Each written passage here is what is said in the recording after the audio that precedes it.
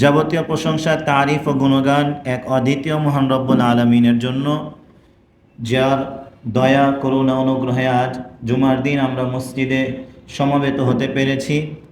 যিনি তৌফিক দান না করলে, যিনি আমাদেরকে কবুল না করলে, যিনি আমাদেরকে সুযোগ না দিলে আমরা তার এই ইবাদতের ঘরে, তার এই প্রিয় ঘরে এবং পৃথিবীর শ্রেষ্ঠতম জায়গা মসজিদে আমরা উপস্থিত হতে পারতাম না। আল্লাহ রসুল সাল্লাল্লাহু আলাইহি সাল্লাম মুআয ইবনে জাবাল রাদিয়াল্লাহু তাআলা আনহুকে খুবই গুরুত্ব সহকারে ডাক দিয়ে নাম ধরে ডাক দিচ্ছেন, মুআয, মুআয শোনো। তো মুআয ইবনে জাবাল তার সাথেই আছেন। তার সাথে থাকার পরেও আল্লাহ রসুল তাকে ডাকছেন, মুআয শোনো। তো মুআয রাদিয়াল্লাহু আনহু উত্তর দিচ্ছেন, লাব্বাইকা ইয়া রাসূলুল্লাহ, হে আল্লাহ রসুল আমি তো আছি। আবারও ডাকলেন, মুআয আবারও বলে, ইয়া রাসূলুল্লাহ আমি আছি। মুআযকে আবার ডাকলেন, তিনি আবার উত্তর দেন, রাসূলুল্লাহ আমি আছি। তারপর আল্লাহ রাসূল সাল্লাল্লাহু আলাইহি ওয়াসাল্লাম মুআয রাদিয়াল্লাহু আনহুকে খুবই গুরুত্ব দিয়ে তার মন আকর্ষণ করার জন্য তাকে এমন একটা বাক্য বললেন, যেই বাক্যের অপেক্ষায় গোটা সাহাবায়ে কেরামের পুরা জামাত এই বাক্যটা শোনার অপেক্ষায় থাকতো। আল্লাহ রসুল সাল্লাল্লাহু আলাইহি সাল্লাম তাকে বললেন, মুআয আমি তোমাকে ভালোবাসি। সুবহানাল্লাহ। এই কথাটা শোনার সাথে সাথে তাহলে আপনি চিন্তা করেন তার মনোযোগটা কত আকর্ষণ থাকবে, যে এত বড় কথা আল্লাহ রসুল বলেছেন আর তিনি আমাকে ভালোবাসেন, তাহলে তিনি বলতে চাচ্ছেন কি। তারপর আল্লাহ রসুল সাল্লাল্লাহু আলাইহি সাল্লাম বলছেন, মুআয আমি তোমাকে ভালোবাসি, আমি এখন তোমাকে একটা কথা বলি, তুমি শোনো। তুমি প্রত্যেক সলাতের পরে, যখনই সলাত আদায় করবা তার পরপরই তুমি একটা দোয়া পড়বা। দোয়াটা হলো, আল্লাহুম্মা আইন্নি আলা যিকরিকা ওয়া শুকরিকা ওয়া হুসনি ইবাদাতিক। দোয়াটার অর্থ, যে হে আল্লাহ, আইন্নি আপনি আমাকে সাহায্য করেন, আলা যিকরিকা যাতে আমি আপনাকে স্মরণ করতে পারি, আমি যাতে আপনার জিকির আজকার করতে পারি, আমি যাতে আপনাকে মনে করতে পারি, ও শুকরিকা আমি যাতে আপনার শুকরিয়া আদায় করতে পারি। আপনি আমাকে কত নিয়ামত দিয়েছেন, আমার মাথা থেকে পা পর্যন্ত পুরাটাই আপনার নিয়ামতে পরিপূর্ণ। আল্লাহ সুবহানাহু ওয়া তাআলা আমাদেরকে যে মাথার চুল দিয়েছেন, এই চুল যদি একবার চলে যায়, পৃথিবীর কোনো মানুষের ক্ষমতা নেই এরকম চুল দ্বিতীয়বার দেওয়ার।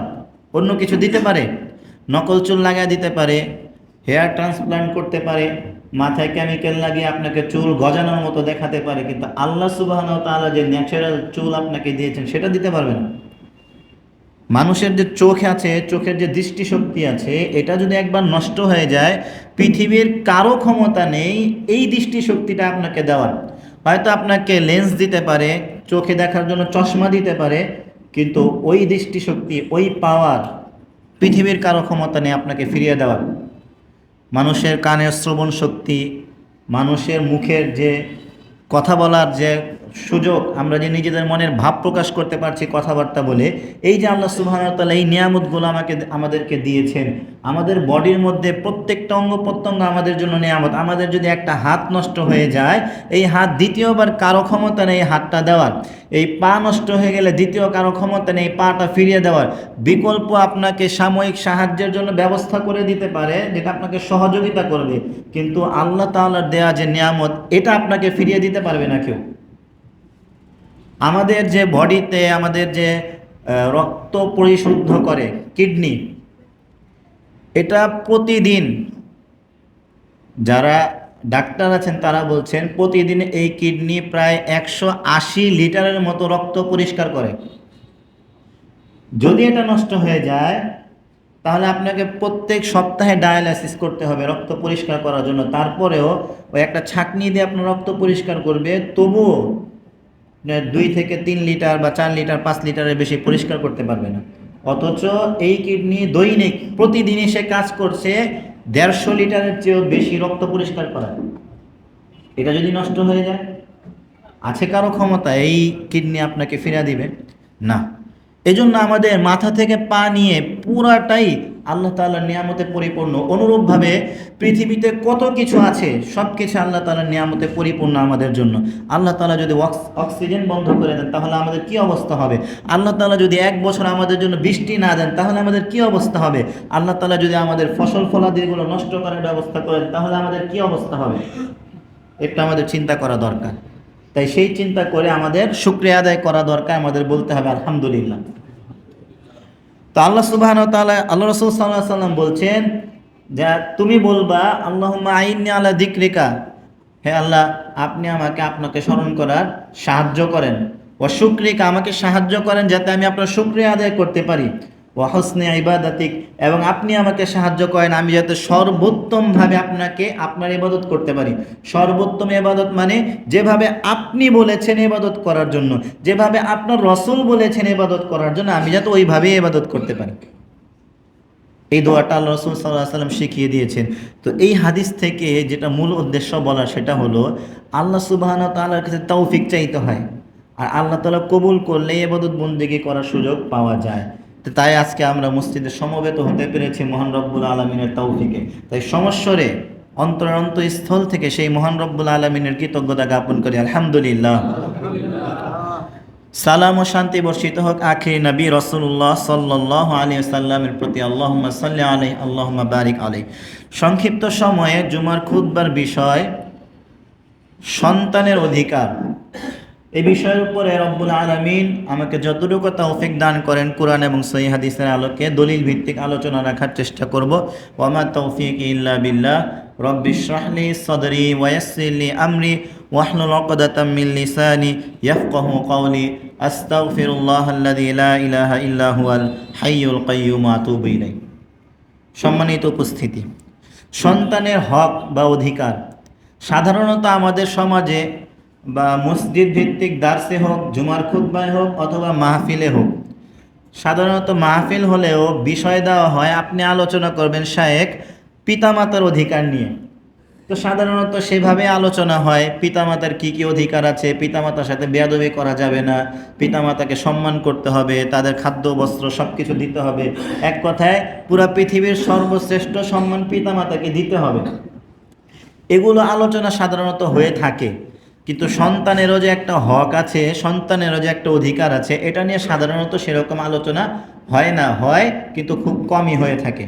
তবে আজকের আলোচনা থেকে আপনারা বুঝতে পারবেন যে সন্তানকে যদি হক না দেওয়া হয়, সন্তানের যেগুলো হক আছে, অধিকার আছে, ওগুলো যদি আপনি পিতামাতা হয়ে না দেন তাহলে আপনিও আপনার হকগুলো পাবেন না। তো সন্তানের যে সকল হক রয়েছে সেই হকগুলো শুরু হয় সন্তানের জন্মের আগে থেকেই। সন্তান এখনো পৃথিবীতে আসেনি, এখনো তার আলোচনায় পৃথিবীতে হয়নি, তার আগেই তার হক নিয়ে আলোচনা আছে। সন্তানের প্রথম হক হলো সন্তানের জন্য একজন সৎ মা চয়েস করা। আপনি যুবক মানুষ বিবাহ করবেন, আল্লাহ রাসূল সাল্লাল্লাহু আলাইহি সাল্লাম, আল্লাহ সুবহানাহু ওয়া তাআলা আপনাকে উৎসাহ দিয়েছেন। আল্লাহ সুবহানাহু ওয়া তাআলা বলছেন ওয়া আনকিহুল আয়ামা মিনকুম ওয়াস-সালিহিনা মিন ইবাদিকুম ওয়া ইমাইকুম। সূরা নূরের 42 নম্বর আয়াত আল্লাহ সুবহানাহু ওয়া তাআলা বলছেন যে তোমাদের মধ্যে যাদের বিবাহ হয়নি তাদেরকে তোমরা বিবাহ করিয়ে দাও।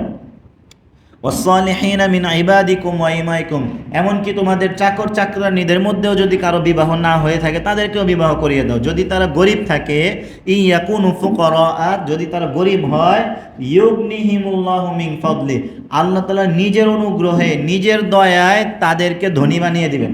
সুবহানাল্লাহ, ধনী বা সচ্ছল বানিয়ে দিবেন। আল্লাহু ওয়াসিউন আলিম, আল্লাহ সুবহানাহু ওয়া তাআলা সব বিষয়ে জ্ঞান রাখেন। আল্লাহ রাসূল সাল্লাল্লাহু আলাইহি সাল্লাম বলছেন, যুবকদেরকে উৎসাহিত করে আল্লাহ রাসূল বলছেন ইয়া মাশারুশ শাবাব, হে যুবকেরা, মানিস্তাতা মিনকুমুল বাআতা, তোমাদের কারো পক্ষে যদি বিবাহ করা সম্ভব হয় তাহলে তোমরা বিবাহ করে ফেলো। ফালিয়াতাজাওয়াজ, বিবাহ করে ফেলো। তোমাদের যদি আর্থিক সক্ষমতা থাকে, শারীরিক সক্ষমতা থাকে তাহলে তোমরা বিবাহ করে ফেলো।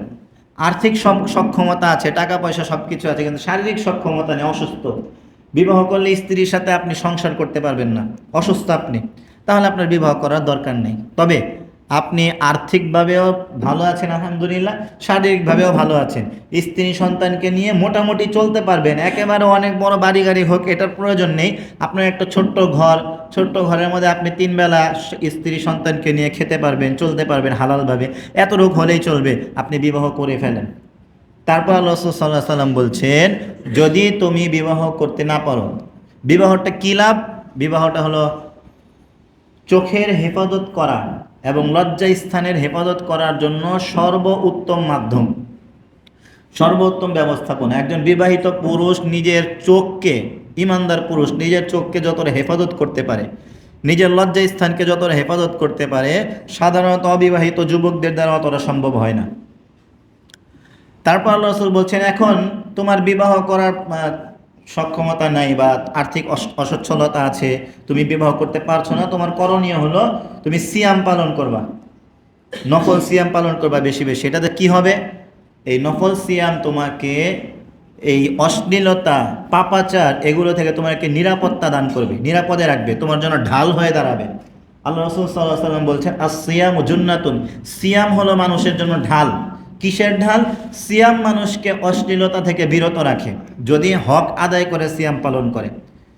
অনেক মানুষ আছে সিয়ামও পালন করে, সিগারেটও খায়, সিয়ামও পালন করে, গান বাজনাও করে, সিয়ামও পালন করে, টিকটকও করে, সিয়ামও পালন করে, মিথ্যা কথাও বলে, সব কিছুই করে, কিন্তু এই লোকটা সিয়ামের অর্থ কি, সিয়ামের মানে কি, মর্যাদা কি, এগুলো বুঝতে পারেনি। আল্লাহ রাসূল সাল্লাল্লাহু আলাইহি ওয়াসাল্লাম বলছেন, সিয়াম পালন করতে হলে মানুষের যাবতীয় অশ্লীলতা থেকে, যাবতীয় খারাপ কাজ থেকে, সব কিছু থেকে বিরত থেকে সিয়াম পালন করতে হবে। এটা হলো হক আদায় করে সিয়াম পালন করা। এরকম সিয়াম যখন আপনি পালন করবেন, এটা আপনাকে অশ্লীলতা, খারাপ, অন্যায়, অহেতুক যাবতীয় যত রকমের কাজকর্ম আছে সেগুলো থেকে আপনাকে বিরত রাখবে। আল্লাহ রাসূল সাল্লাল্লাহু আলাইহি সাল্লাম উৎসাহ দিয়ে বলছেন, যদি তুমি বিবাহ করতে না পারো তাহলে সিয়াম পালন করবে। এখন আল্লাহ রাসূল সাল্লাল্লাহু আলাইহি সাল্লাম একজন যুবকের পরিবারের অভিভাবকদেরকে উদ্দেশ্য করে বলছেন, বুখারী মুসলিমের হাদিস 4802 নম্বর হাদিস এবং মুসলিমের 1466 নম্বর হাদিস, বুখারীর 4802 নম্বর হাদিস। আল্লাহ রাসূল সাল্লাল্লাহু আলাইহি সাল্লাম বলছেন, আবু হুরায়রা থেকে বর্ণিত, তুনকাহুল মারআতু লিআরবাঈন, একটা মেয়েকে বিবাহ করা হয় 4টি জিনিস দেখে, লিমালিহা ওয়া লিহাসাবিহা ওয়া লিজামালিহা ওয়া লিদীনিহা, তার কতটুকু সম্পদ আছে, সে কতটুকু সুন্দরী, সে কতটুকু তার বংশমর্যাদা আছে, ওয়া লিদীনিহা 4 নম্বরে দেখা হয় সে কতটুকু দিনদার। আল্লাহ রাসূল সাল্লাল্লাহু আলাইহি সাল্লাম বলছেন, ফাজফার বিদাতিদ দ্বীন, যে তুমি দিনদারিতাকে প্রাধান্য দাও। তারিবাত ইয়াদাকা, যদি তুমি দিনদারিতাকে প্রাধান্য না দাও তাহলে তোমার হাত ধুলোয় মলিন হোক, মানে তুমি ধ্বংস হয়ে যাবে। এটা কেন বলছেন? আজকাল আপনি দেখবেন যে পরিবারে খুব ঢোল ঢাক্কর পিটিয়ে রাত ভর গান বাজনা করে সমাজের মানুষদেরকে ডিস্টার্ব করে, এলাকায় খুব বোমাবাজি করে তারপরে একটা মেয়েকে বিবাহ করে নিয়ে আসলেন। বিবাহ করার পর 1 মাসও যায়নি, এখন মেয়ে বলছে, আমি তোমার বাবা মায়ের সাথে সংসার করব না, হয়তো তোমার বাবা মায়ের সাথে থাকো, নয়তো আমার সাথে থাকো। আমার সাথে থাকতে হলে তোমার বাবা মাকে বৃদ্ধাশ্রমে দিয়ে আসতে হবে, আর নয়তো আমাকে নিয়ে আলাদা খেতে হবে, আমি তোমার বাবা মার সাথে থাকতে পারবো না। এটা কেন হয়? চয়েস তো আপনি করেছেন আপনার ছেলের জন্য এমন বউ। কারণ আপনি যখন মেয়েটাকে দেখতে গিয়েছেন, প্রথমে দেখেছেন সে কতটুকু সুন্দরী, যখন আপনি দেখলেন সুন্দরী, তারপরে দেখলেন তার বাবার কত টাকা আছে, তারপর আপনি দেখলেন যে এই মেয়েটা মানে তার বংশের মর্যাদা কেমন আছে, এলাকায় খবর নিয়ে জানলেন যে বংশের তো ভালোই দাম আছে, ভালোই নাম আছে, আর বাবার টাকাও আছে ভালোই, বাবার ব্যবসা আছে, গাড়ি আছে, বাড়ি আছে, এগুলো দেখে আপনি মেয়েটাকে বিবাহ করিয়ে নিয়ে আসছেন। কিন্তু আপনি একটু খেয়াল করেননি বা খবর আনেননি এই মেয়েটা কি নামাজ পড়ে কিনা, এই মেয়েটাকে আল্লাহকে মানে কিনা। যে মেয়ে আল্লাহকে মানে না সে আপনাকে মানবে? আপনি বড় না আল্লাহ বড়? আপনি বড় না আল্লাহ বড়? আল্লাহ বড়। যে আল্লাহকে মানলো না সে আপনাকে মানবে? যে আল্লাহর হক আদায় করেনি সে আপনার হক আদায় করবে? যে আল্লাহকে সম্মান করেনি সে আপনাকে কিসে সম্মান করবে? তো যে মেয়েটা তার জীবনের 16টা বছর পার করে দিল, 1 ওয়াক্ত সালাত আদায় করলো না, হাঁটতে গিয়ে উষ্টা খেলো, কখনো পশ্চিম দিকে পড়ে না, সেই মেয়েটা আপনার হক, আপনার সাথে সংসার করে আপনাকে মেনে চলবে? এটা একটা বোকামি চিন্তা ভাবনা। আল্লাহ রাসূল সাল্লাল্লাহু আলাইহি সাল্লাম বলছেন, ফাসফার বিদাতিদ দ্বীন, দিনদারিতাকে প্রাধান্য দাও। যদি দিনদারিতাকে প্রাধান্য না দাও তাহলে পরে বুঝবা অবস্থা কি হবে। তো এটাই আজকাল সমাজের মধ্যে দেখা যাচ্ছে সবচেয়ে বেশি। খুব অল্প সংখ্যক পরিবার আছে যে পরিবারের মধ্যে বউ শ্বশুর শাশুড়িকে নিয়ে সংসার করছে, খুব অল্প। আর অধিকাংশই বা বেশি দেখা যায়, আমরা তো আলেম ওলামা মানুষ, মসজিদে বিভিন্ন জায়গায় খুতবা দেই, বাংলাদেশে আনাচে কানাচে যেতে হয়, অনেক মানুষ খুবই মনের কষ্ট নিয়ে আসে। জানেন, একজন মুরব্বী আমাকে বলছে, জানেন উস্তাদ, আমার চারটা ছেলে, আমি আমার জীবনের সব উপার্জন খরচ করে 4টা ছেলেকে প্রতিষ্ঠিত করেছি। আমার একটা ছেলে একটা বড় কলেজের, সে বড় একটা পোস্টে দায়িত্ব পালন করছে, অধ্যাপক, বড় একটা পোস্টে দায়িত্ব পালন করছে। আর আমার বাকি 3 ছেলে তারা বড় বড় বিজনেস করে। একই বাড়িতে থাকি, আমার এই 4 ছেলে, এক ছেলেও একবার আমার ঘরে ঢুকে না। তাদের বউ বলে দিয়েছে যে আমাকে যদি বাপ বলে ডাকে তাহলে তারা সংসার করবে না। তো আমার 4 ছেলের একজন আমাকে আব্বা বলে ডাকে না, বাপই বলে না আমাকে। তো কার জন্য এই লোকটা তার জীবনের এত উপার্জন, এত সব কিছু ব্যয় করেছে? সম্মানিত উপস্থিতি, তো সন্তানের প্রথম হক হলো যে তার জন্য একজন সৎ মা চয়েস করা। এমন একজন মেয়ে চয়েস করবেন যে মেয়ে 5 ওয়াক্ত সালাত আদায় করে। খবর নেবেন আগে, না হোক সুন্দরী, না হোক তার বাপের সম্পত্তি, 5 ওয়াক্ত সালাত আদায় করে কিনা, তার দিনদারিতা আছে কিনা, সে পর্দা করে কিনা, সে কোরআন তেলাওয়াত করে কিনা, এগুলো খোঁজ খবর নিয়ে তারপর তাকে আল্লাহর উপর ভরসা করে বিবাহ করে নিয়ে আসবেন। আল্লাহ রসুল সাল্লাল্লাহু আলাইহি সাল্লাম বলছেন, আব্দুল্লাহ ইবনে আমর রাদিয়াল্লাহু আনহু থেকে বর্ণিত, আর দুনিয়া মাতা, এই পুরো দুনিয়াটাই হলো উপভোগের বস্তু। ওয়া খায়রু মাতা'id দুনিয়া আল মারআতুস সালিহা, এবং এই পুরো দুনিয়ার যত উপভোগের বস্তু আছে তার মধ্যে সবচেয়ে দামি সম্পদ হলো একজন নেক মহিলা, একজন সৎ আদর্শবান মহিলা, যেমন খাদিজা রাদিয়াল্লাহু তাআলা আনহা, আল্লাহ রসুল সাল্লাল্লাহু আলাইহি সাল্লামের স্ত্রী। আপনি দেখেন কতটা সৎ তিনি, যে আল্লাহ রসুল সাল্লাল্লাহু আলাইহি সাল্লামের যে বিপদের মুহূর্ত, সেই বিপদের মুহূর্তের সবচেয়ে কাছে যিনি ছিলেন তিনি ছিলেন খাদিজা রাদিয়াল্লাহু তাআলা আনহা। এমনকি রাসূলুল্লাহ সাল্লাল্লাহু আলাইহি সাল্লামের জীবদ্দশায় খাদিজা রাদিয়াল্লাহু আনহা মারা যাওয়ার পরে, তার অনেক দিন পরে, অনেক বছর পরে আল্লাহ রাসূল সাল্লাল্লাহু আলাইহি সাল্লাম আরও বিবাহ করেছেন। তার মধ্যে সবচেয়ে সুন্দরী এবং বুদ্ধিমতী এবং আল্লাহ রাসূল সাল্লাল্লাহু আলাইহি ওয়াসাল্লামের প্রিয়তম একজন স্ত্রী হলেন আয়েশা রাদিয়াল্লাহু তাআলা আনহা, উম্মুল মুমিনিন। তো মা আয়েশা রাদিয়াল্লাহু তাআলা আনহার কাছে প্রায়ই, মানে আল্লাহ রাসূল যখনই বাহির থেকে ঘরে আসতেন তখনই বলতেন, জানো আমি না ঘরে আসলে খাদিজা আমার জন্য এই করতো, আমি ঘরে আসলে খাদিজা আমাকে এইভাবে এইভাবে খেদমত করতো।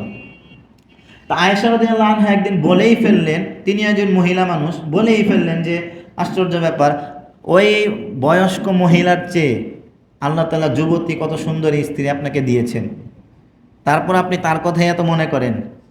এই কথাটা শুনে আল্লাহ রসুলের চেহারাটা লাল হয়ে গিয়েছে, ঘর থেকে বের হয়ে গেলেন।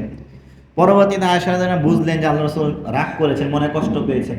আল্লাহ রসুল যখন পরে বাড়িতে আসলেন তখন আয়েশা রাদিয়াল্লাহু আনহা বললেন, আমি আর কোনোদিনও খাদিজার ব্যাপারে কোনো মন্তব্য করব না। তাহলে চিন্তা করেন তিনি কতটা নেককার মহিলা ছিলেন, যার ভালোবাসা তার মৃত্যুর বহু বছর পরেও আরও বিবাহ করেছেন, তারপরেও তার অন্তরে সেই নেককার মহিলার ভালোবাসা আছে। তো একজন নেককার মহিলা হলো দুনিয়ার সবচেয়ে দামি সম্পদ। যেই নেককার মহিলা আপনার ভবিষ্যৎ প্রজন্মকে ধরে ধরে আপনার জন্য আপনার ভবিষ্যৎ প্রজন্মকে তৈরি করবে, এমন মহিলার কোনো দরকার নেই যে মহিলা আপনার ঘরে এসে বলবে যে আমি এখন চাকরি করব, আমাকে চাকরি করার সুযোগ দেওয়া হোক, তারপর গার্মেন্টসে ঘুরবে, আর অমুক তমুক কলেজে ঘুরবে, ঘুরে সময় নষ্ট করবে, আর আপনার ভবিষ্যৎ প্রজন্ম এদিকে বরবাদ হয়ে যাচ্ছে। এমন মহিলার কোনো প্রয়োজন নেই। সম্মানিত উপস্থিতি, তারপর একজন পুরুষ, আপনার মেয়েকে আপনি বিবাহ দিবেন, তো কার কাছে বিবাহ দিবেন? আপনার বিবাহ দেওয়ার জন্য আল্লাহ রাসূল সাল্লাল্লাহু আলাইহি ওয়াসাল্লাম দিক নির্দেশনা দিচ্ছেন, আপনার মেয়েকে, আপনার বোনকে কোন ছেলেটার কাছে বিবাহ দিবেন। আল্লাহ রাসূল সাল্লাল্লাহু আলাইহি ওয়াসাল্লাম বলছেন, আবু হুরায়রা রাদিয়াল্লাহু আনহু থেকে বর্ণিত, সহিহ আল বুখারীর হাদিস 1084 নম্বর হাদিস, ইদা খতাবা ইলাইকুম মান তারদাউনা দীনাহু, এমন কোনো ছেলে যদি আপনাকে আপনার বোনের জন্য বা আপনার মেয়ের জন্য বিবাহের প্রস্তাব দেয়, যার দিনদারিতা আপনার পছন্দ হয়েছে, 5 ওয়াক্ত সালাত আদায় করে, আমানতদার, সত্যবাদী, সুদ খায় না, ঘুষ খায় না, চুরি করে না, ঠকবাজ না, ভালো ছেলে, চরিত্র ভালো, সব দিক দিয়ে ভালো, তো এরকম একটা ছেলে আপনি পেয়েছেন, আপনাকে বিবাহের প্রস্তাব দিয়েছে, হোক একটু আর্থিক সচ্ছলতা কম কিন্তু ছেলে ভালো, এরকম ছেলের কাছে আপনার বোনকে বিবাহ দেওয়ার পরামর্শ দিয়েছেন রাসূলুল্লাহ সাল্লাল্লাহু আলাইহি ওয়াসাল্লাম। যদি আপনি এটা না করেন, যদি এটা করেন আলহামদুলিল্লাহ ভালো, যদি না করেন তাহলে রাসূল সাল্লাল্লাহু আলাইহি ওয়াসাল্লাম বলছেন, তাকুম ফিতনাতুল ফিল আরদি ফাসাদুন কাবীর, এই পৃথিবীতে মানে ওরা যতদিন বেঁচে থাকবেন এবং আপনিও যতদিন বেঁচে থাকবেন ততদিনে আপনারা বিপদের মধ্যে থাকবেন। ফাসাদুন কাবীর, এবং বড় ধরনের বিশৃঙ্খলার মধ্যে থাকবেন। যেমন কয়েকদিন পর পরই একটা ছেলের কাছে টাকা পয়সা দিয়ে বিবাহ করে দিয়েছেন, এখন শুনেন ছেলে আর একটা মেয়ের সাথে পরকীয়া করে, আরেকটা বিবাহ করতে যাচ্ছে পরকীয়া করে। আবার খবর শুনলেন যে ছেলে নেশা করে, 2 দিন পর পর মদ খেয়ে আসে, আর আপনার বোনকে বা আপনার মেয়েকে গালাগালি করে আর পিটায়, 2 দিন পর পর হাসপাতালে যেতে হয়। শুনতে পারলেন যে মেয়েটাকে বিবাহ দিয়েছে এমন এক ছেলের কাছে, হঠাৎ করে 2 দিন পর পরে তাকে জেলে নিয়ে যায় বিভিন্ন অপরাধের কারণে, তার জীবনের অর্ধেকে জেলের ভিতরেই কাটায়। তো এরকম ছেলের কাছে সংসার করানো মানে আজীবনের জন্য শুধু বিপদ, আজীবনের জন্য শুধু অশান্তির মধ্যে নিজেকে নিমজ্জিত করা। এজন্য আল্লাহ রাসূল বলছেন, যদি ভালো ছেলে, দিনদার ছেলের কাছে মেয়েকে বিবাহ না দাও, বোনকে বিবাহ না দাও, তাহলে তোমার ঝামেলায় পড়তে হবে, অশান্তিতে থাকতে হবে। সম্মানিত উপস্থিতি, এ পর্যায়ে আসুন, বিবাহ করালেন, আপনার ছেলেকে বিবাহ করালেন, বা একজন ছেলে, আপনার এখানে অনেক যুবক আছেন, বিবাহ করলেন। বিবাহের পরে করণীয় কি? বিবাহের পরে করণীয় হলো যে আপনি ঘরে যাবেন, যাওয়ার পরে আল্লাহর শুকরিয়া আদায়ের জন্য 2 রাকাত সালাত আদায় করে আল্লাহর শুকরিয়া আদায় করবেন। তারপর আপনার স্ত্রীর মাথায় হাত রেখে একটা দোয়া করবেন, আল্লাহুম্মা ইন্নী আসআলুকা খায়রাহা ওয়া খায়রা মা জাবালতাহা ওয়া আউযু বিকা মিন শাররিহা ওয়া শাররি মা জাবালতাহা। হে আল্লাহ, এই মহিলার মধ্যে যত কল্যাণ আছে এই কল্যাণগুলো আপনি আমাকে দেন, এবং এই মহিলার মধ্যে যত অকল্যাণ আছে এই অকল্যাণগুলো থেকে আমাকে বাঁচান। এই দোয়াটা করতে হবে। তারপর যখন আপনি বৈধ সম্পর্ক করতে যাবেন স্ত্রীর সাথে, তখন একটা দোয়া পড়তে হবে। দোয়াটা হলো, আল্লাহ রাসূল বলেন, বিসমিল্লাহি আল্লাহুম্মা জান্নিবনা শাইতানা ওয়া জান্নিবিশ শাইতানা মা রাযাকতানা। এই দোয়াটা পড়তে হবে। দোয়ার অর্থ, বিসমিল্লাহ, আল্লাহর নামে শুরু করছি, হে আল্লাহ, জান্নিবনা শাইতান, আপনি আমাদের থেকে শয়তানকে দূরে রাখেন, ওয়া জান্নিবিশ শাইতানা মা রাযাকতানা, এবং আপনি আমাদেরকে যে রিজিক দিবেন, এই যে আজকে যে বৈধ সম্পর্ক করছি এর মাধ্যমে যে আপনি আমাদেরকে রিজিক দিবেন, এই রিজিক মানে সন্তান, আমার সন্তান থেকেও শয়তানকে দূরে রাখেন। আল্লাহ রাসূল বলছেন, এরপরে এই দোয়া পড়ার পরে যদি বৈধ সম্পর্ক করার পর আল্লাহ যদি কোনো সন্তানের সুসংবাদ দেয়, তাহলে ওই সন্তানকে শয়তান কখনোই কোনো ক্ষতি করতে পারবে না। সুবহানাল্লাহ। তারপর সন্তান মায়ের পেটে চলে আসলো, খবর পেলেন, এখন আপনার করণীয় কি? এখন আপনার অনেক করণীয় আছে। এখন থেকে শুরু আপনার দায়িত্ব, আপনার সন্তানের জন্য দিনরাত দোয়া করবেন, রব্বানা হাব লানা মিন আজওয়াজিনা ওয়া যুররিয়াতিনা কুররাতা আয়ুনি ওয়াজআলনা লিল মুত্তাকিনা ইমামা। এই দোয়া পাওয়াটা হলো সন্তানের হক। যা যা বলছে এগুলো সব কিছু সন্তানের হক। তো এখন দোয়া করবেন, এই দোয়া পাওয়াটা হলো সন্তানের হক। দোয়া করবেন, রব্বানা হাব লানা, হে আল্লাহ, আপনি আমাদেরকে দান করেন, মিন আজওয়াজিনা, এই যে বিবাহ করেছে আমার যে স্ত্রী আছে, ওয়া যুররিয়াতিনা, আমার যে ভবিষ্যৎ প্রজন্ম আসছে বা আসবে বা আছে, কুররাতা আয়ুনিন, তাদেরকে এমন বানিয়ে দেন যাতে আমার চোখের শান্তি হয়, তাদেরকে নেককার, সৎ ভালো বানিয়ে দেন, যাতে এরা আমার চোখের শান্তি হয়। ওয়াজআলনা লিল মুত্তাকিনা ইমামা, এবং আপনি আমাদেরকে মুত্তাকি বান্দা, সৎ বান্দাদের নেতা বানিয়ে দেন আমাদেরকে। রব্বানা হাব লানা মিন লাদুনকা যুররিয়াতান তাইয়্যিবা, হে আল্লাহ, আপনি আমাদেরকে উত্তম শ্রেষ্ঠ ভবিষ্যৎ প্রজন্ম দান করেন।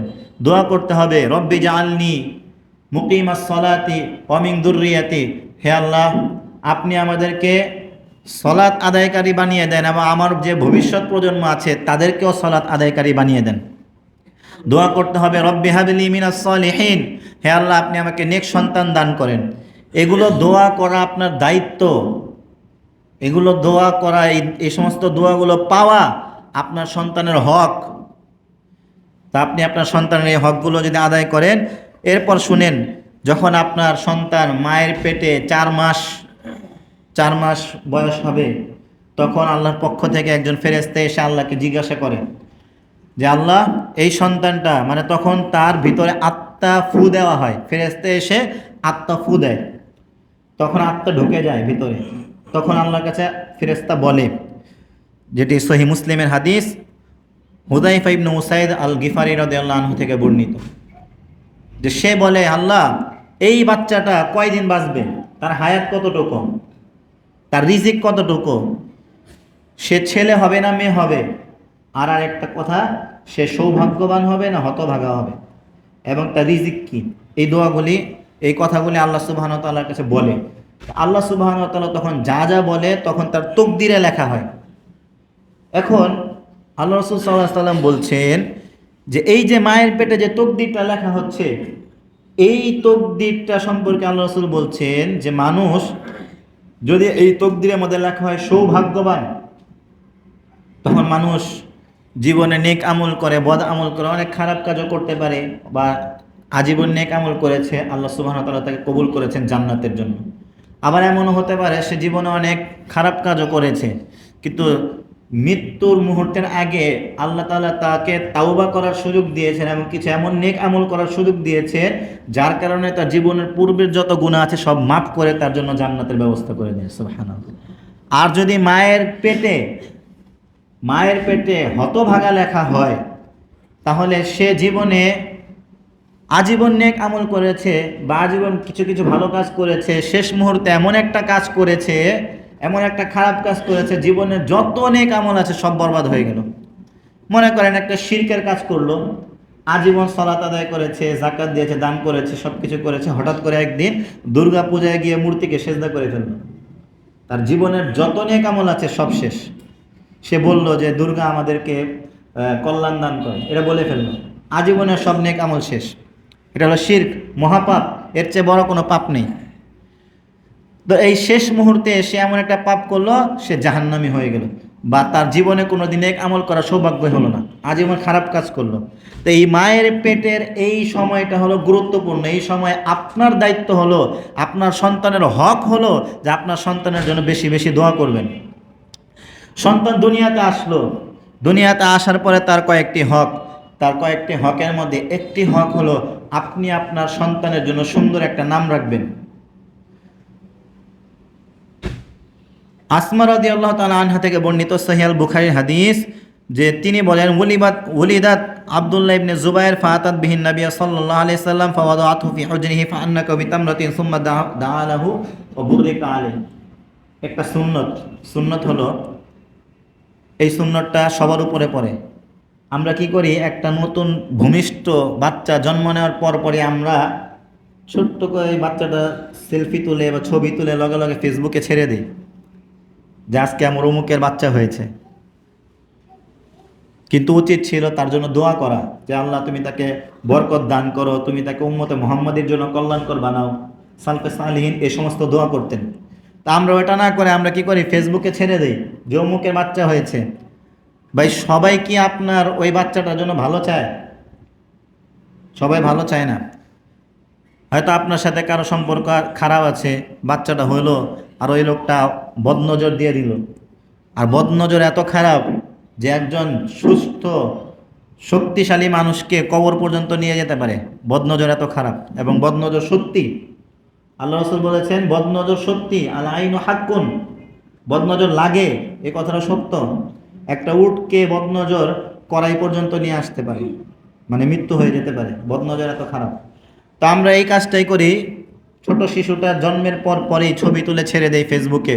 তারপর ওই শিশুর শুরু হয়ে যায় কান্নাকাটি, ওই শিশুর এই অসুস্থতা, ওই অসুস্থতা, নানান রকমের অসুস্থতা লেগেই থাকে। তো প্রথমে দায়িত্ব হলো বাচ্চাটা জন্ম হওয়ার পরই যারা দেখতে যাবেন তার জন্য দোয়া করবেন। তারপর বাচ্চাটার জন্য একটা সুন্দর নাম চয়েস করতে হবে। নামের একটা বরকত আছে, নামের একটা প্রভাব আছে। এজন্য ভালো নাম বা ভালো সৎ মানুষ যারা নবী রসুল ছিলেন তাদের মতো সুন্দর সুন্দর নাম চয়েস করবেন, ওই সমস্ত নাম রাখবেন। নাম রাখলেন বুলেট, নাম রাখলেন সাইকেল, নাম রাখলেন এটা সেটা, এই সমস্ত নামের কোনো বরকত নেই, কল্যাণও নেই। কিন্তু ভালো নাম, আল্লাহ সুবহানাহু ওয়া তাআলার কাছে পছন্দনীয় দুটো নাম, একটা নাম হলো আব্দুল্লাহ, একটা নাম হলো আব্দুর রহমান। এবং রাসূল সাল্লাল্লাহু আলাইহি সাল্লামের কাছে একটা প্রিয় নামটা হলো ইব্রাহিম। তো বাচ্চা জন্ম হওয়ার পরে একটা হক হলো তার জন্য সুন্দর নাম রাখা। দ্বিতীয় আরেকটা হক হলো 7 দিন যখন হয়ে যাবে বাচ্চার, সেই 7 দিনের দিন তার জন্য আকিকা দেওয়া। আল্লাহ রাসূল সাল্লাল্লাহু আলাইহি সাল্লাম বলেছেন কুল্লু গুলামিন রহিনাতুন বিআকিকাতিহি তুযবাহু আনহু ইয়াওমা সাবিহি ওয়া ইউসাম্মা ফিহি ওয়া ইউহলাকু রাসুহু। তিরমিজির 1522 নম্বর হাদিস। আল্লাহ রাসূল সাল্লাল্লাহু আলাইহি সাল্লাম বলছেন বাচ্চা জন্ম হওয়ার 7 দিনের দিন তার জন্য নাম রাখতে হবে, তার জন্য আকিকা করতে হবে, আর তার মাথার চুল ফেলতে হবে। যদি ছেলে বাচ্চা হয়, মেয়ে বাচ্চা হলে চুল ফেলতে হবে না, ছেলে বাচ্চা হলে চুল ফেলতে হবে। ছেলে বাচ্চার জন্য আপনার আকিকা 2টা ছাগল দিতে হবে, জবাই করতে হবে। শর্ত সেগুলোই যেগুলো কুরবানির পশুর জন্য শর্ত। আর মেয়ে বাচ্চা হলে একটা ছাগল আকিকা দিতে হবে। আকিকার গোস্ত বাবা মা খেতে পারবে কিনা? অবশ্যই খেতে পারবে। বাবা মা খেতে পারবে, দাদা দাদি খেতে পারবে, পরিবারের সবাই খেতে পারবে, এলাকার মানুষ সবাই খেতে পারবে, সবার জন্য জায়েজ, কারোর জন্য নিষিদ্ধ না। আকিকার গোস্ত সবাই খেতে পারবে, হালাল। বাচ্চা 7 দিনের দিন আকিকা দিতে হবে। এই আকিকা দিলে লাভ কি? লাভ হলো একটা বাচ্চা জন্ম হওয়ার পরই সেই বাচ্চাটা আল্লাহ তাআলার কাছে বন্ধক থাকে, বন্ধক থাকে। তো বন্ধক মানে কি? বন্ধক কিভাবে থাকে? আপনি যখন এই বাচ্চাটার জন্য আকিকা দিবেন তখন আল্লাহ তাআলা বন্ধক মুক্ত করে দিবেন। আর যদি আপনি আকিকা না দেন তাহলে একটা বড় লস হবে। অনেক বাচ্চা হয় না, জন্মের কিছুদিন পরই মারা যায়। ছোট বাচ্চা, শিশু বাচ্চা, নাবালক জন্ম হওয়ার পরে মারা যায়। আল্লাহ রাসূলের একটা হাদিস আছে যে এই ছোট শিশু বাচ্চারা তাদের বাবা মায়ের জন্য সুপারিশ করে কিয়ামতের দিন। তো আল্লাহ তাআলার কাছে যদি বাচ্চা বন্ধক থাকে, তার জন্য যদি আকিকা না করেন, এটা একটা তাফসীর করছি হাদিসের, যে আল্লাহ তাআলার কাছে যদি মানে ওই বন্ধক মুক্ত না করেন তাহলে এই শিশু বাচ্চাটা আর আপনার জন্য সুপারিশ করতে পারবে না। আপনি যে একটা সুপারিশের সুযোগ পেতেন, ছোট শিশু মারা যাওয়ার পর আল্লাহর কাছে সুপারিশ করে, এই সুপারিশের সুযোগটা আপনি আর পাবেন না। তাই বাচ্চাটা জন্ম হওয়ার পরই 7 দিনের দিন আপনি তার জন্য আকিকা করে দিবেন। আর যদি 7 দিনের দিন আকিকা করতে না পারেন, এটা হলো সুন্নতি নিয়ম, যদি না করতে পারেন তাহলে যে কোনো সময় আপনি আকিকা করতে পারেন। এটা হলো সন্তানের একটি হক।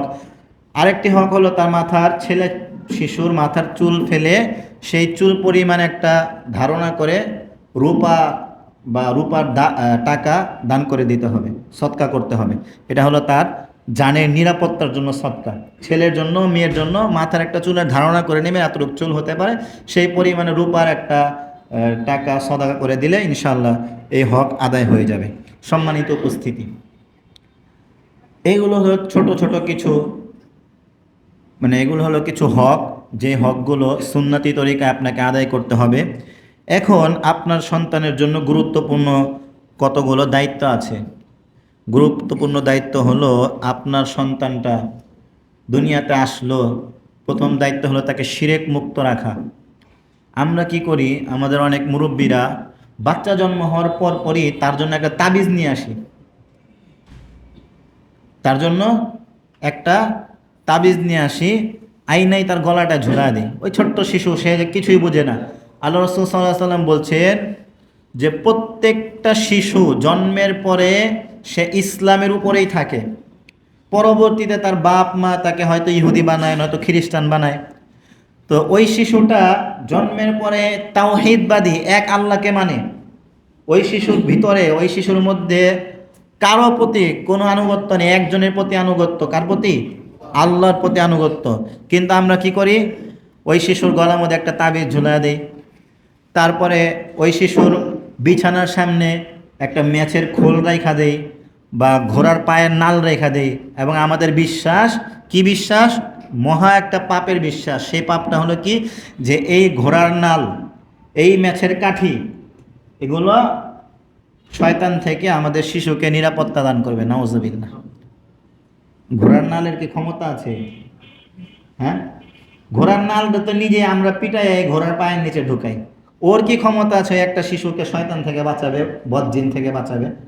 একটা ম্যাচের কাঠির কি ক্ষমতা আছে যে সে তাকে বদজিন থেকে বাঁচাবে? তা আমরা এই রকম পাপ করে থাকি। রাসূলুল্লাহ সাল্লাল্লাহু আলাইহি সাল্লাম এর রুকাইয়ার কিছু সিস্টেম আছে।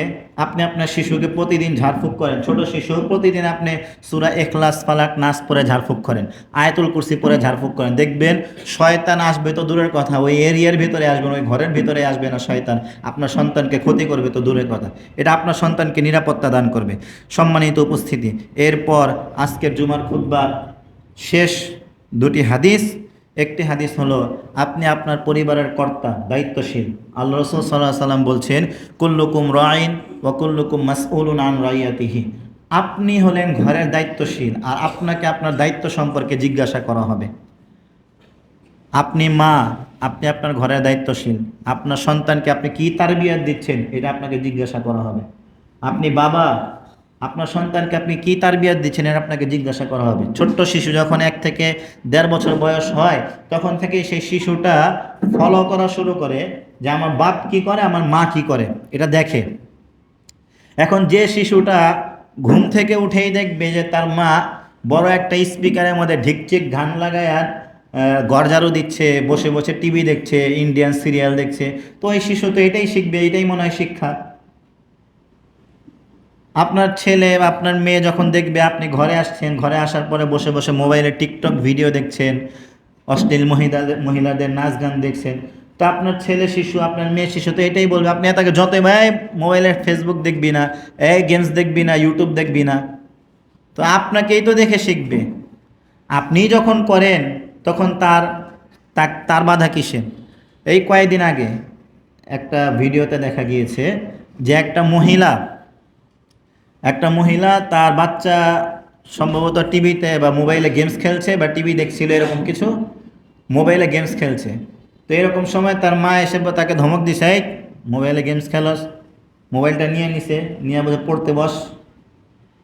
তারপর বাচ্চারা যখন বই নিয়ে বসছে তখন তার মা নিজে মোবাইল নিয়ে মোবাইল টিপতেছে আর টিভি ছেড়ে রাখছে, সাউন্ড দিয়ে টিভি ছেড়ে রেখে মোবাইল টিপতেছে, এক ধ্যান মোবাইলের ভিতরে, অন্য কোনো দিকে ধ্যান নেই। তো ওই ছেলেটা বইটা রেখে গিয়ে বাহির থেকে খেলার বড় ব্যাট নিয়ে আইসা তার মায়ের মাথায় একটা বাড়ি মারছে জোরে, যে আমাকে দেখতে দাও না, তুমি দেখবা। সাথে সাথে ওই মহিলাটা বেহুশ হয়ে পড়ে গেছে, হয়তো মারাও যেতে পারে, জানি না, আল্লাহ আলাম। তো সম্মানিত উপস্থিতি, যেটা বলতে চাচ্ছি, আপনার বাচ্চা আপনাকে দেখে শিখবে, আপনি কি করেন না করেন, আপনার মধ্যে কতটুকু আদর্শ আছে, এই সমস্ত শিক্ষা আপনার সন্তানের ভিতরে ঢুকবে। অতএব আপনি হলেন আপনার শিশুর জন্য প্রথম স্কুল, আপনার স্ত্রী হলো আপনার শিশুর জন্য প্রথম স্কুল। আপনার সন্তান সর্বপ্রথম আপনার মায়ের কথা, মানে তার মায়ের কথা শিখে, তার মায়ের ভাষা শিখে, তো তার মায়ের মুখ থেকে যাতে ওই সমস্ত কথা বের হয়, যেই সমস্ত কাজ তাকে আল্লাহ এবং তার রসুলের দিকে ফিরাবে। সম্মানিত উপস্থিতি, আজকের জুমার খুতবার শেষ হাদিস, আল্লাহ রসুল সাল্লাল্লাহু আলাইহি সাল্লাম আনাস রাদিয়াল্লাহু আনহুকে, আব্দুল্লাহ ইবনে আব্বাস রাদিয়াল্লাহু আনহুকে বলছেন, ইয়া গোলাম, হে বৎস, ইন্নী উআল্লিমুকা কালিমাতিন, আমি তোমাকে কিছু বাক্য শিক্ষা দিচ্ছি, তুমি এই বাক্যগুলো শোনো, এই বাক্যগুলো মুখস্থ করো, আর এই বাক্যগুলোই আপনার সন্তানদেরকে আপনারাও শিক্ষা দিবেন। কি শিক্ষা? ইহফাদিল্লাহ ইয়াহফাদুকা, বাচ্চা তুমি আল্লাহকে হেফাজত করো, আল্লাহ তোমাকে হেফাজত করবে। আল্লাহকে বাচ্চা কেমনে হেফাজত করবে? এর মানে হলো আল্লাহ তাআলা তোমার জন্য যে নির্দেশগুলো দিয়েছেন পালনীয়, তুমি এগুলো পালন করো, তুমি সালাত আদায় করো, তুমি কোরআন তেলাওয়াত করো, দান সদাকা করো, ভালো কথা রাসূল সাল্লাল্লাহু আলাইহি ওয়াসাল্লামের আদর্শগুলো ফলো করো। আল্লাহ রাসূল সাল্লাল্লাহু আলাইহি ওয়াসাল্লাম বলছেন, আবু দাউদের তিরমিজির 407 এবং আবু দাউদের 494, সহিহ আল জামির 4025 নম্বর হাদিস, আল্লাহ রাসূল সাল্লাল্লাহু আলাইহি ওয়াসাল্লাম বলছেন, আল্লিমুস সাবিয়্যা আস-সালাতা ইবনু সাবআ সিনিন, আপনার শিশুর বয়স যখন 7 বছর তখন আপনার শিশুকে আপনি সালাত শিক্ষা দেন, প্রশিক্ষণ দেন, শিখাতে হবে, এভাবে সালাত আদায় করবা, এভাবে ওযু করবা, এত রাকাত সালাত আদায় করতে হয় জোহরে, এত রাকাত সালাত আদায় করতে হয় আসরে, এত রাকাত সালাত আদায় করতে হয় মাগরিবে, এত রাকাত এশায়, এত রাকাত ফজরে। এবং আপনি আপনার ছেলেটাকে সাথে নিয়ে মসজিদে যাবেন, সাথে নিয়ে সালাত আদায় করবেন, দেখাবেন এইভাবে এভাবে সালাত আদায় করতে, পদ্ধতি শিক্ষা দিতে হবে, এভাবে দাঁড়াবা, এভাবে রুকু করবা, এভাবে সেজদা করবা, এগুলো আপনার নিজের শিক্ষা দিতে হবে। আপনার ঘরের মধ্যে আপনার স্ত্রী সালাত আদায় করবে, আপনার মেয়ে আপনার স্ত্রীকে ফলো করবে, দেখবে কিভাবে সালাত আদায় করবে। তো এগুলো 7 বছর বয়স থেকে শিক্ষা দিতে হবে। 7 বছর বয়সের পরেও যদি আপনার সন্তান অবহেলা করে, তখন 10 বছর বয়সে তাকে একটু প্রহার, একটু শাস্তি দিতে হবে, মৃদু শাস্তি দিতে হবে, যাতে সে আপনার ইবাদত বন্দিগির দিকে, সালাতের দিকে সে ঝুঁকে ফিরে। আবার এমন শাস্তি দিবেন না যে আপনার সন্তান আপনার বিরুদ্ধে দাঁড়ায় যায়, কথাই শুনবে না, ভেঙে যায়, এরকম না। মৃদু শাসন করতে হবে যাতে আপনার সন্তান আপনার কথা মানে এবং সৎ পথে চলে। তারপর আল্লাহ রাসূল সাল্লাল্লাহু আলাইহি সাল্লাম বলছেন, ইহফাদিল্লাহ তাজিদহু তুজাহাকা, তুমি আল্লাহকে হেফাজত করো, তোমার বিপদ আপদ, তোমার যে কোনো মুহূর্তে তুমি আল্লাহকে পাবে। এটা কিন্তু অনেক বড় শিক্ষা, অনেক বড় শিক্ষা। অনেক বড় বড় 60-70 বছরের মুরব্বীরা এই শিক্ষা জানে না। আপনার এই শিক্ষাটা আপনার বাচ্চাকে দিতে হবে যে তুমি বিপদে পড়লে তুমি আল্লাহকে পাবে, আল্লাহকে ডাকবে। আল্লাহর কথা মনে করবে, আল্লাহর কাছে চাইবে, এই শিক্ষাটা দিতে হবে, তাওহীদ শিক্ষা দিতে হবে। ওয়াইদা সাআলতা ফাসআলিল্লাহ, যখন তুমি কোনো কিছু চাইবা, তোমার কোনো কিছু প্রয়োজন, তুমি আল্লাহর কাছে চাইবা, অন্য কারো কাছে না, কোনো দরবারে না। পিছনে অনেকে জায়গা হচ্ছে না, সামনে চলে আসেন, সামনে ফাঁকা থাকলে সামনের দিকে আসেন, সুবিধা করে দেন। ইদা সাআলতা ফাসআলিল্লাহ, যখন তুমি কোনো কিছু চাইবা আল্লাহর কাছে চাইবা, দোয়া করবা আল্লাহর কাছে করবা। কোনো দরগাহে এমন কোনো জায়গায় গিয়ে মাথা নত করবা না, যে লোকটা নিজে মারা গিয়েছে সে তোমাকে কি দিবে। আল্লাহ তাআলা বলছেন সূরাতুল ফুরকান, ওয়া তাওয়াক্কাল আলাল হাইয়্যিল্লাযী লা ইয়ামুতু, তুমি সেই সত্তার উপরে ভরসা করো, সেই আল্লাহর উপরে ভরসা করো যিনি কোনোদিন মারা যাবেন না। আপনি দেখলেন একজন লোক নিজে মারা গেল, তাকে গোসল করাতে হলো, তাকে জানাজার কাপড় পরাতে হলো, তার জানাজা হলো, তারপর তাকে কবর দিল। এখন সে কিভাবে হয়ে গেল যে তার কাছে মানুষ গিয়ে বলে যে আপনি আমার বিপদ দূর করেন? সে তো নিজের বিপদই দূর করতে পারছে না। তার কবরের উপরে যদি মশা মাছি বসে থাকে, বা তার কবরের উপরে চাদরটা যদি ময়লা হয়ে যায়, এটাও তো বলতে পারে না যে আমার চাদরটা চেঞ্জ করে দাও, ময়লা হয়ে গেছে। যে নিজের উপকার নিজে করতে পারে না, ওই কবরের ভিতরে যদি ইঁদুর গিয়ে লাশটা খেয়ে ফেলে, সে নিজেকে হেফাজত করতে পারবে না। যে নিজেকে হেফাজত করতে পারবে না, সে আপনাকে দিবে কোত্থেকে? এজন্য আপনার ছোট্ট শিশু থেকে, ছোট থেকে শিক্ষা দিতে হবে, তুমি যখনই যা কিছু চাইবা আল্লাহর কাছে চাইবা। আপনাকে একটা আশ্চর্যজনক শিক্ষার ব্যাপারে বলি, যে ফিলিস্তিনের ছোট ছোট শিশু, তাদেরকে মানুষ অনেকেই পরীক্ষা করার জন্য গিয়ে জিজ্ঞাসা করছে আল্লাহ, এই শব্দটা দেখিয়ে জিজ্ঞাসা করছে, বলো তো এখানে কি লেখা আছে? ওই ছোট্ট শিশুটা বলতে পারে না। 8 বছর 10 বছর বয়সের শিশু, মনে করেন 2013 সাল থেকে ফিলিস্তিনের মধ্যে ইহুদিরা নির্যাতন করছে। ওই 13 সাল থেকে যে সকল শিশুরা বড় হয়েছে, তারা কোনো স্কুলে পড়ার সুযোগ পায়নি, কোনো শব্দ বর্ণ চেনার সুযোগ পায়নি। তো এই শিশুদেরকে যখন জিজ্ঞাসা করে বলো তো এইখানে কি লেখা আছে, বলতে পারে না। আল্লাহ শব্দটা লেখাটা বলতে পারে না, চিনেই না, দেখেই নেই তারা এটা কোনো দিন। কিন্তু ওই সকল শিশুদেরকে যদি আপনি বলেন যে তোমার আল্লাহ কোথায় থাকে, তখন সে বলবে আমার আল্লাহ আরশের উপরে থাকে। তুমি কার ইবাদত করো? আল্লাহ। ওই ছোট্ট শিশুটাকে জিজ্ঞাসা করলে তুমি কেমন আছো, এত নির্যাতিত, বাড়িঘর কিছু নেই, খাবার খেতে পারবে কি পারবে না কোনো খবর নেই, বাহিরের দেশ থেকে তাদের জন্য খাবার পাঠালে তারা খেতে পারে না, না পাঠালে কোনো খবর নেই। এক টাঙ্কি পানি যদি মিশর থেকে ফিলিস্তিনে যায়, তাহলে যার ভাগ্যে জুটে সে খেতে পারে। একটা শিশুকে দেখা গিয়েছে পুরো টাঙ্কি খালি হয়ে গেছে, সে পানি পায়নি। অবশেষে পানির পিপাসার কারণে ওই যে কল দিয়ে এক ফোঁটা করে পানি পড়ছে, ওখানে সে মুখ লাগিয়ে পানি পান করার চেষ্টা করছে।